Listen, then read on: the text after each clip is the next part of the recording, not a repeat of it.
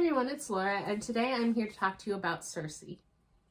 So last month I read Ariadne, and this month I read Circe, and it was a little unexpected, but I'm still kind of figuring out the bugs of the Libby and hoopla system, and the holds with Libby don't come when they're estimated to come. I thought I would have more of a break between Ariadne and Circe, and I had like a 15-week wait on this, and then it just popped up that it was ready, so I listened to it. And I think this is kind of cemented in my fact that maybe books that are retellings of Greek mythological characters aren't exactly my cup of tea, because so much happens in this, and a lot of it, just like with Ariadne, is quite depressing. You follow Circe, and again, after Ariadne, I was a little more familiar with certain Greek characters, but I didn't have a chance because, again, it's only been about a month or so. I didn't have much of a chance to delve deep into Greek myths again, and so Circe I only vaguely remembered from the Percy Jackson series. And for a minute there, I also almost got her confused with Calypso, and it took me a little while to realize, like, no, she's the one that turned Percy into like a hamster or something that ran like some sort of like health spa type thing. But the details were kind of fuzzy. So going into this, I really need to reread Percy Jackson. So going into this, I went in really quite blind.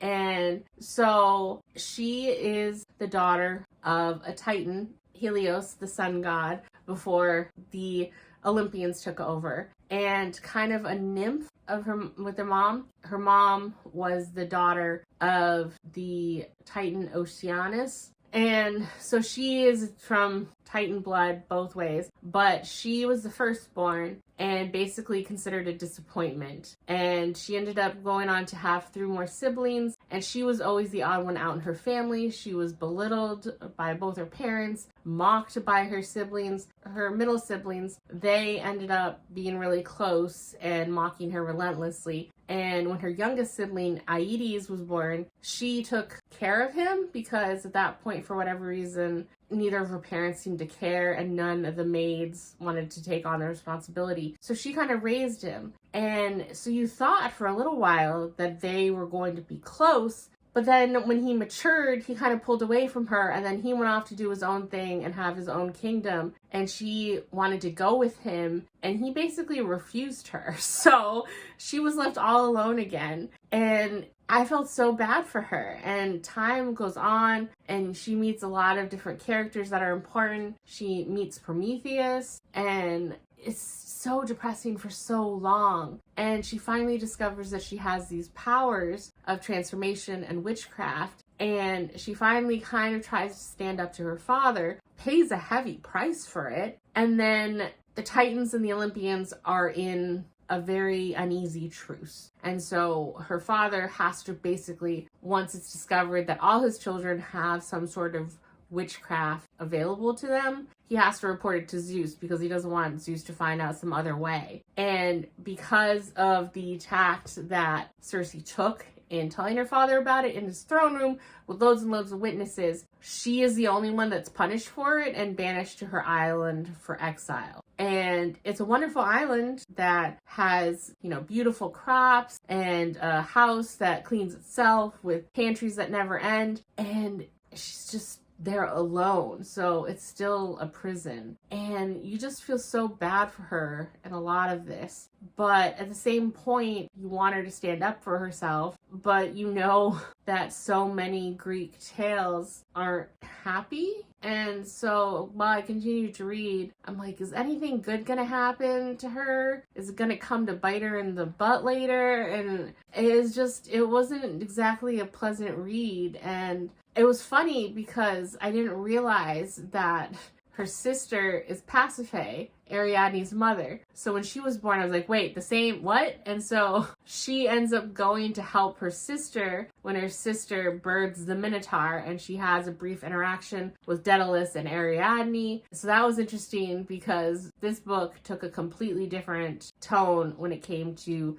that whole story and Pasiphae, where in the Ariadne book, Pasiphae, she became pregnant with the Minotaur out of godly spite from what her husband did, she was punished to lust after this bull or whatever and get pregnant with it. And then when her Minotaur was born and her son, he became a monster, she was never quite the same in Ariadne. Here, she planned to get pregnant because she is ruthless and cruel, and she did it to spite her husband Minos, like herself, and she took pleasure in the shame that it brought on him and their family, and she kind of relishes in the suffering of others, and that was very interesting. And then when you do hear about, because Circe is, for a large portion of this book, on her island in exile, and the only reason she was able to help her sister with the birth of the Minotaur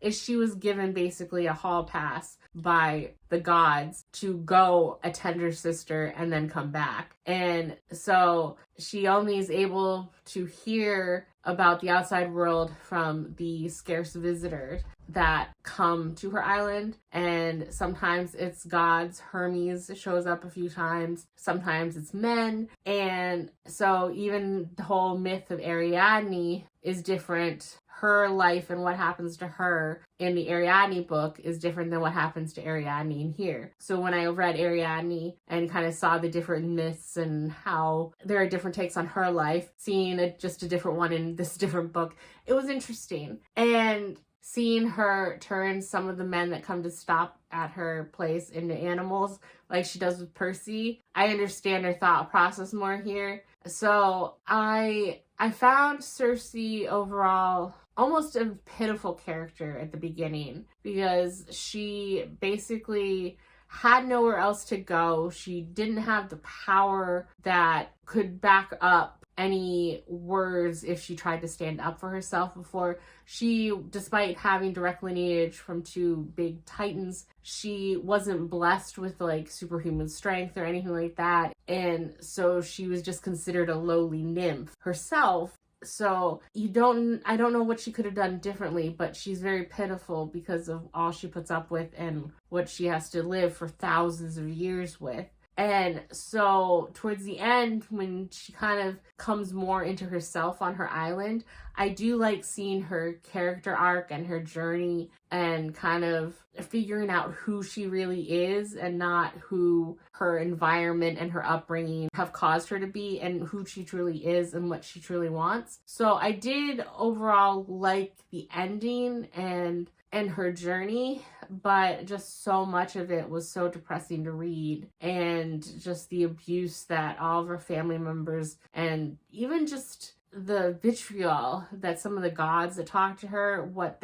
how they are, it's just awful. So overall, I think after this in Ariadne, maybe Greek retellings just aren't for me. And I just have to accept that. So overall, I am happy that I read this book. I give it a 4, but I will probably unhaul it because I don't think I really plan on rereading this.